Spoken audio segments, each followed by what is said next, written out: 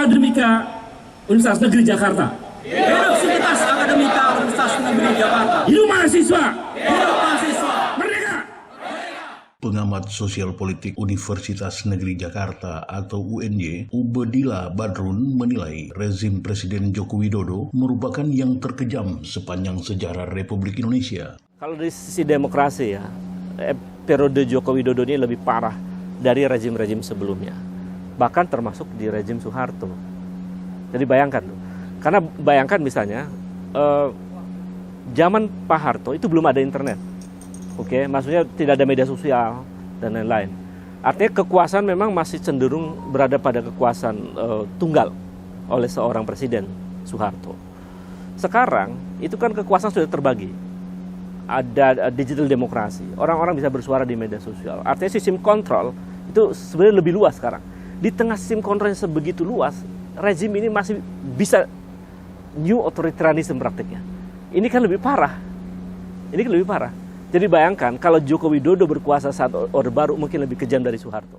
Hal ini ditegaskan di sela deklarasi Rawamangun bertajuk Mengawal Demokrasi untuk Pemilu Bersih dan Damai yang digelar di Plaza UNJ, kawasan Rawamangun, Jakarta Timur, Selasa 6 Februari 2024. Mencederai nilai-nilai demokrasi dan konstitusi menjelang pemilu pada 14 Februari 2024 yang kemudian menimbulkan kekisruhan sosial dan politik yang dapat mengancam sendi-sendi keutuhan NKRI, maka dengan ini semua sivitas akademika Universitas Negeri Jakarta yang terdiri dari guru besar, dosen, mahasiswa, dan alumni menyatakan sikap. Motor penting dari gerakan reformasi 1998 berjulukan Ideolog Forum Komunikasi Senat Mahasiswa Sejakarta atau FKSMJ ini mencontohkan belum adanya internet di era Soeharto. Dosen sosiologi politik pada jurusan sosiologi Fakultas Ilmu Sosial UNJ tersebut menambahkan bahwa kampus-kampus sebenarnya sudah lama bersuara menghadapi sepak terjang rezim tersebut, namun suara-suara itu dilontarkan secara individual sehingga akhirnya tenggelam.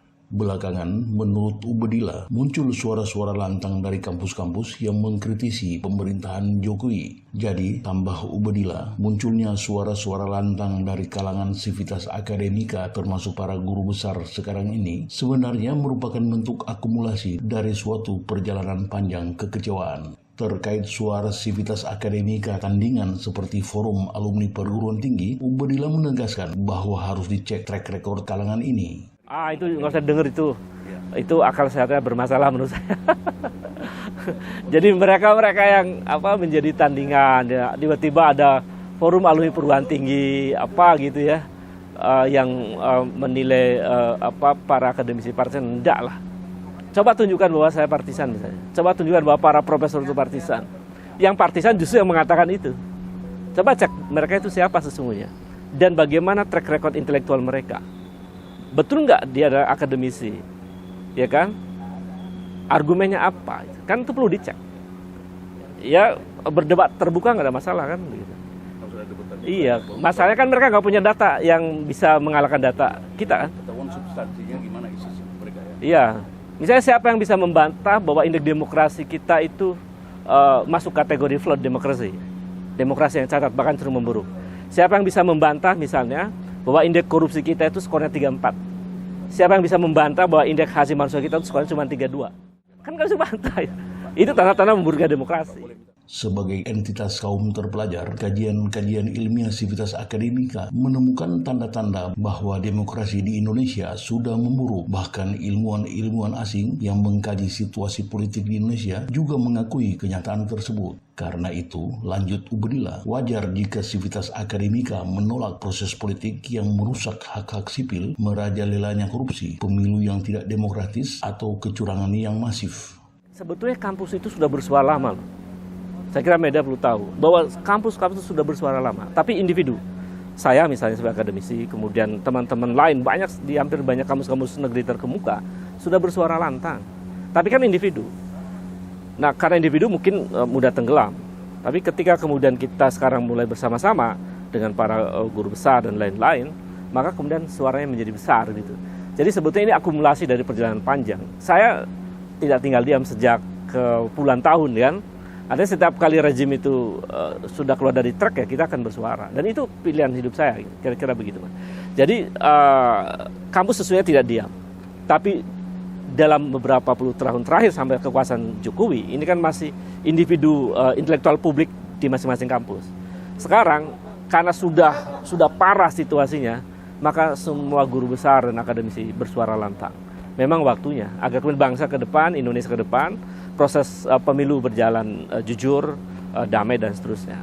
Tapi kalau pemilunya rusak, ya saya kira rakyat dan akademisi tidak akan tinggal diam. Deklarasi Rawamangun itu sendiri menggelar berbagai orasi dari sivitas akademika serta para guru besar. Mereka menyoroti dugaan berbagai penyimpangan dalam berdemokrasi di Indonesia. Oleh karena itu, melalui momentum deklarasi Rawamangun, kita semua berharap agar penyelenggara pemilu bisa bersikap tegas terhadap hal-hal yang menyimpang dalam proses penyelenggaraan pemilu nanti dan merusak sendi-sendi demokrasi. Untuk itu, mari kita bersama-sama dengan penuh semangat mencintai republik ini dan mencintai bangsa ini dari kerakusan-kerakusan oknum-oknum elit politik yang tidak memandang kepentingan rakyat tetapi memandang kepentingan elit-elit tertentu. Oleh karena itu, mari kita bersama-sama dengan penuh hikmat menyatakan sikap kita pada hari ini. Acara diakhiri dengan long march keliling kampus walaupun hujan mulai turun, yang juga merupakan simbol siap turunnya sivitas akademika UNJ ke jalan untuk memprotes berbagai penyimpangan tersebut. Dari Jakarta, tim KBA News TV melaporkan.